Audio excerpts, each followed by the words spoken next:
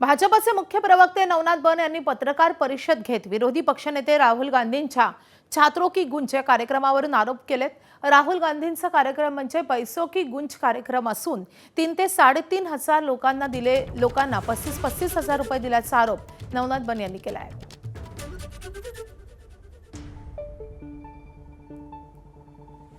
मोठ्या प्रमाणात पैशाची उधळपट्टी आणि पैशाचा खर्च या कार्यक्रमाच्या माध्यमातून केला जाणार आहे।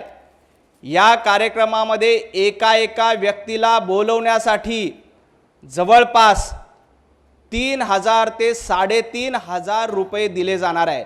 त्यामुळे ही छात्रों की गूंज नाही तर पैसों की गूंज कार्यक्रम आहे। एका व्यक्तीला या कार्यक्रमात बोलवायचं, या कार्यक्रमामध्ये विद्यार्थ्यांचे बाईट घ्यायचे आणि ते सोशल मीडियावर प्रसिद्ध करायचे। यासाठी 3 ते 3,500 रुपये एका व्यक्तीला देण्यात येत आहेत आणि हा अतिशय गंभीर मुद्दा आहे। तर भाजपचे प्रवक्ते नवनाथ बन यांनी काँग्रेसला काही सवाल उपस्थित केलेले आहेत। ते 5 सवाल नेमके कोणते आहेत आपण पाहूयात। हे पैसे कोण देतोय हा त्यांचा पहिला सवाल आहे। 3,000 लोकांना 35,000 रुपये देत आहेत, हा पैसा आला कुठून?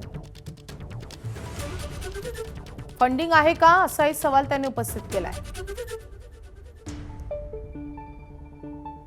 तर काँग्रेस शासित राज्याच्या कंत्राटदाराच्या खिशातून हे पैसे आलेत का असाही सवाल उपस्थित करण्यात आलाय। आणि 5वा प्रश्न आहे,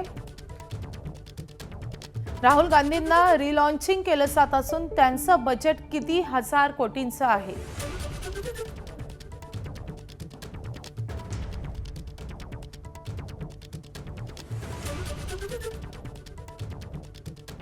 तर राहुल गांधींचा कार्यक्रम म्हणजे पैसों की गूंज असल्याचा आरोप नवनाथ बन यांनी केलाय।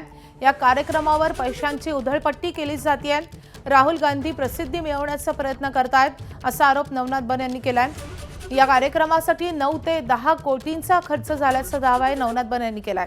3 ते 3.5 हजार लोकांना 35-35 हजार रुपये वाटण्यात आलेले आहेत आणि या संदर्भात नवनाथ बन यांनी काही व्हिडिओही समोर आणले आणि या पैशांचा वापर झालेला आहे असा दावा नवनाथ बन यांनी केला।